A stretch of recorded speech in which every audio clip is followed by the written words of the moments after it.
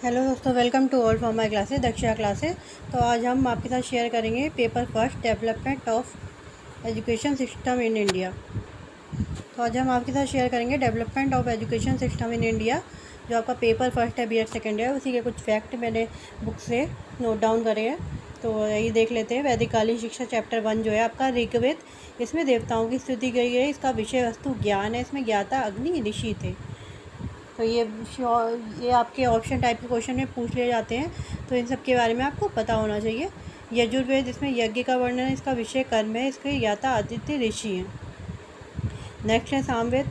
ये अक्सर क्वेश्चन में आ जाते हैं, जिसमें बच्चों को बहुत कन्फ्यूजन आता है ऋग्वेद, यजुर्वेद और सामवेद में। नेक्स्ट है सामवेद। इसमें गायन तथा द्वारा देवताओं की रचना की गई है। इसका विषय उपासना है। इसके ज्ञाता वायु ऋषि थे।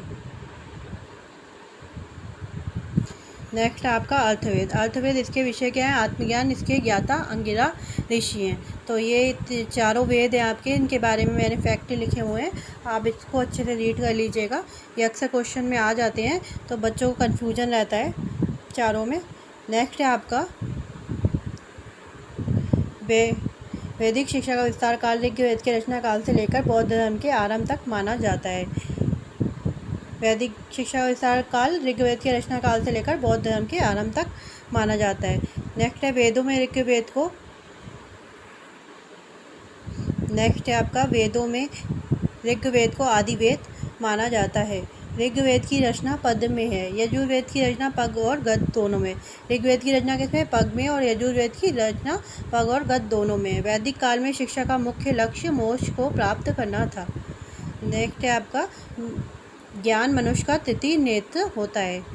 वैदिक काल में शिक्षा का प्रारंभ बालक की 5 वर्ष की आयु से कर दिया जाता। वैदिक काल में शिक्षा का आरंभ कब किया जाता? बालक जब 5 वर्ष का होता था तभी कर दिया जाता था। नेक्स्ट है आपका बालक अपनी प्रारंभिक शिक्षा प्रायः घर से ही प्राप्त करता था। वैदिक काल में क्या होता था? बालक प्रारंभिक जो शिक्षा था घर से ही प्राप्त करता था। अगर आपने ये पॉइंट पढ़ लिए तो आपको ऑब्जेक्टिव टाइप क्वेश्चंस करने में भी ईजी रहेगा। आपको पता होगा तो आप ऑब्जेक्टिव टाइप के क्वेश्चन सही टिक करके आओगे। नेक्स्ट है आपका शिक्षा में संस्कृत भाषा को प्रमुख स्थान प्राप्त था। तो वैदिक कालीन की शिक्षा थी, उसमें संस्कृत भाषा को प्रमुख स्थान था। गुरु गृह को गुरुकुल कहा जाता है। वैदिक काल में गुरु गृह को क्या कहते थे? गुरुकुल कहते थे। गुरुकुल प्रवेश के समय उपनयन संस्कार कराया जाता है। वैदिक काल में क्या कराया जाता? उपनयन संस्कार कराया जाता। जब बच्चा गुरुकुल में प्रवेश करता था तो उस टाइम उपनयन संस्कार कराया जाता था बच्चे का। नेक्स्ट है वैदिक कालीन शिक्षा मानव जीवन के तीनों पहलुओं आध्यात्मिक, मानसिक और व्यवहारिक का विकास करना था। वैदिक कालीन शिक्षा में मानव जीवन के तीनों पहलू आध्यात्मिक, मानसिक और व्यवहारिक, ये 3 पहलू थे, इसको याद रखिएगा, का विकास करना था। नेक्स्ट है वैदिक काल में शिक्षा कार्य मौखिक रूप से होता था। जब वैदिक काल में जो शिक्षा कार्य था सिर्फ मौखिक रूप में होता था। नेक्स्ट आपका 2 वेदों का अध्ययन 24 वर्ष में पूर्ण होता था तथा छात्र वसु के जो वैदिक काल था उसमें 2 वेदों का अध्ययन 24 साल में पूरा हो जाता था, और वे छात्र क्या कहलाता था? वसु कहलाता था। तीनों वेदों का अध्ययन 36 वर्ष में पूरा। इसके मैंने ऑब्जेक्टिव टाइप क्वेश्चन भी वीडियो बना रखी है, तो आप प्ले लिस्ट से आप ऑब्जेक्टिव टाइप के क्वेश्चन भी आप देख सकते हो। उसके बाद मैंने ये कुछ बुक से फैक्ट निकाले हैं आपके लिए, तो ये भी आप पढ़ सकते हो। तो 2 वेदों का अध्ययन 24 वर्ष में पूरा होता, छात्र वसु कहलाता। 3 वेदों का अध्ययन 36 वर्ष में पूरा होता था, और उस छात्र को रुद्र कहा जाता था। 3 वेदों वालों को रुद्र कहा जाता, 2 वेदों वाला छात्र वसु कहलाता था, और 4 वेदों वाला आदित्य कहलाता।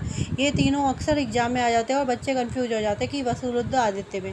तो आप अच्छे से देखिएगा, 2 वेदों वाला वसु, 3 वेदों वाला रुद्र और 4 वेदों वाला आदित्य कहलाता था। 4 वेदों के अध्ययन में 48 वर्ष का समय लगता था, और ये छात्र आदित्य कहलाता था।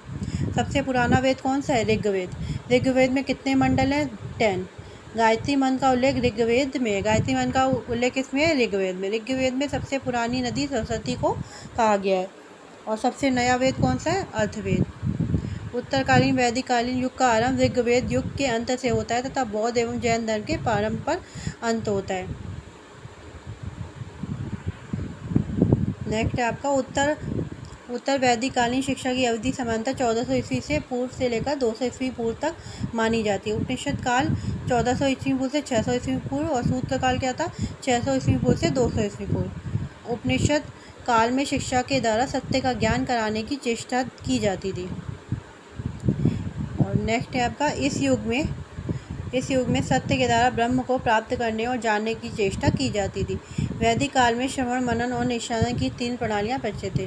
तो दोस्तों, अगर आप ऐसे ही पढ़ लोगे पॉइंट, तो आपको ऑब्जेक्टिव टाइप के क्वेश्चन इसी में से बनते हैं, तो आपको आसानी होगी। मैंने इसके ऑब्जेक्टिव टाइप के क्वेश्चन भी वीडियो डाल रखी है, तो आप प्लेलिस्ट से वो चेक कर लीजिएगा और ये भी आप पढ़ लीजिएगा, आपकी एग्ज़ाम के लिए काफ़ी बेनिफिशियल है। नेक्स्ट है उपनिषद काल में अध्ययन काल समानता 12 वर्ष का था। उपनिषद काल में अध्ययन काल कितने वर्ष का था? 12 वर्ष का। छात्र का उपनयन संस्कार 12 वर्ष की अवस्था में होता था। वैदिक काल में उपनयन संस्कार होता था और जो वो कब होता था? जब छात्र 12 वर्ष का हो जाता था। नेक्स्ट है 600 ईस्वी पूर्व से 200 ईस्वी पूर्व तक का समय सूत्र साहित्य का युग कहा जाता था। वेदांग साहित्य में दूसरा स्थान कल्प का आता था। कल्पसूत्र 4 प्रकार के होते हैं। कौन कौन से होते हैं? श्रोत्र सूत्र, धर्मसूत्र, गृहसूत्र, शुभ सूत्र। तो ये याद रख लीजिए, कल्पसूत्र कितने प्रकार के होते हैं? 4 प्रकार के। श्रोत्र, धर्मसूत्र, गृहसूत्र और शुभ सूत्र। नेक्स्ट है सबसे बड़ा उपनिषद। सबसे बड़ा उपनिषद कौन है? ब्रह्मण्यक।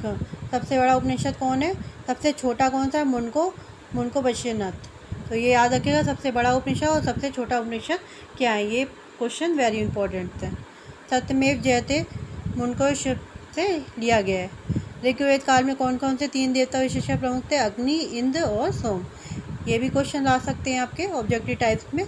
ऋग्वेद का पाठ करने वाले को होत्र कहते हैं। अस्मो माँ सदम गए वाक्य ऋग्वेद से लिया गया है।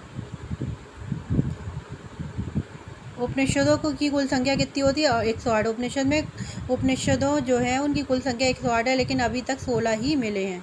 मिले कितने? अभी तक 16 ही। वेदांगों को स्मृति भी कहा जाता है। सबसे प्राचीन स्मृति कौन सी है? मनुस्मृति। वेदांगों की कुल संख्या कितनी है? 6 है। शिक्षा, कल्प, निरुक्त, व्याकरण, छंद और ज्योतिष। वेदांगों की कुल संख्या कितनी है? 6। कौन कौन सी है? शिक्षा, कल्प, निरुक्त, व्याकरण, छंद और ज्योतिष। पराविद्या का प्रमुख उद्देश्य क्या था? आध्यात्मिक विकास। जो पराविद्या होती थी, 2 प्रकार की विद्या होती थी, अपरा और परा। और पराविद्या का प्रमुख उद्देश्य क्या था? आध्यात्मिक विकास। उपनयन संस्कार गुरुकुल प्रवेश के समय किया जाता। वैदिक काल में उपनयन संस्कार होता था, जैसे मैंने आपको बताया, और वो कब होता था? जब बच्चे का गुरुकुल में प्रवेश किया जाता था। वैदिक काल में शिक्षा का माध्यम क्या था? संस्कृत। ये क्वेश्चन आ सकते हैं कि वैदिक काल में शिक्षा का माध्यम क्या था? हिंदी, अंग्रेजी, फारसी, संस्कृत। तो आप ऑप्शन क्या टिक करोगे? संस्कृत।